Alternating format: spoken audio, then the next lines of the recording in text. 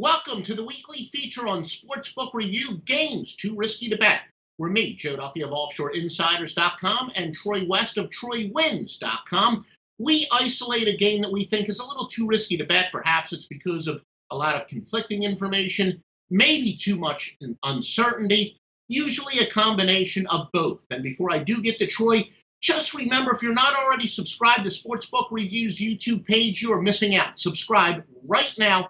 Make sure you get all the great videos from the different personalities on Sportsbook Review. Some people like to approach games from different angles, and you get a lot of different viewpoints from proven experts.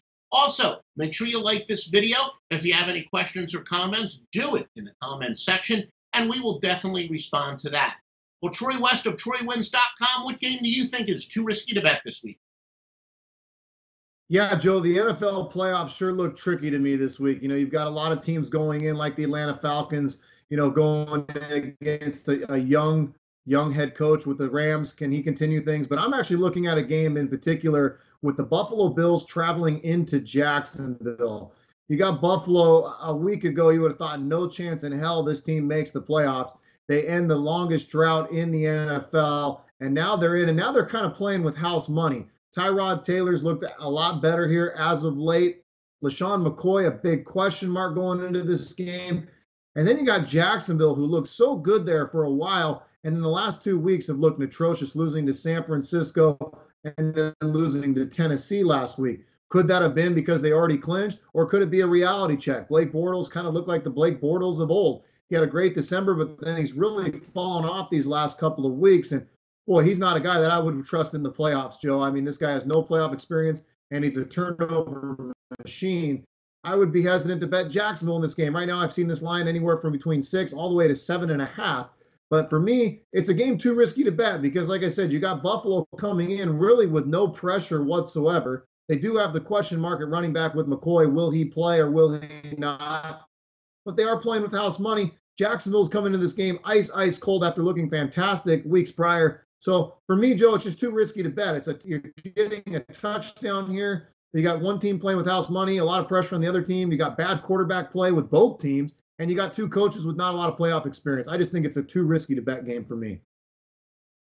All right, Troy, great insight as always. I'm actually going to choose the first game that you kind of touched on, the Falcons and the Rams. Look, the Falcons, remember, they were some decent play calling away from being the defending Super Bowl champions. They're a team that's certainly been there, done that, and they even showed that they're capable of winning a Super Bowl, although, we know how that fourth quarter turned out for them.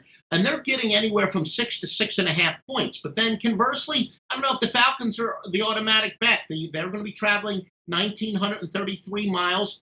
And there's always that never-ending debate as far as when you're resting your players in that final week like the Rams did when they could. The Rams had essentially a bye as far as their key players are concerned, while the Falcons, though, they essentially played in a playoff game. It was a must-win game for them, and they were able to win that. And look, the Falcons are heading into the playoffs with momentum. They did have that so-called Super Bowl hangover, but it's tough to lose a Super Bowl and return to the playoffs the next year. Give the Falcons credit for that.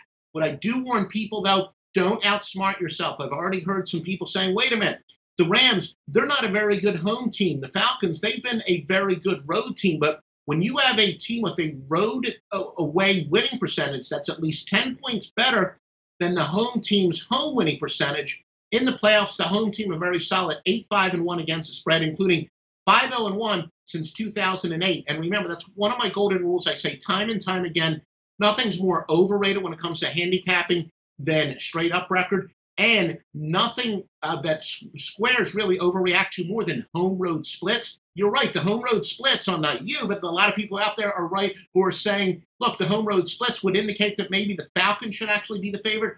But when that does happen, you actually go with the team with the worst splits when they are the favorite. So there's a lot of uncertainty here. So my game, too risky to bet, would be the Falcons and the Rams.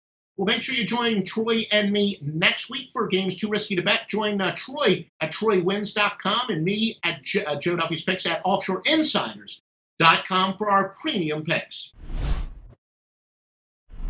Hey guys, thanks for tuning in to our channel. Now, we've put a lot of work into producing all these free videos, so please help us out and keep all our content free for you forever by simply liking, sharing, commenting, and subscribing.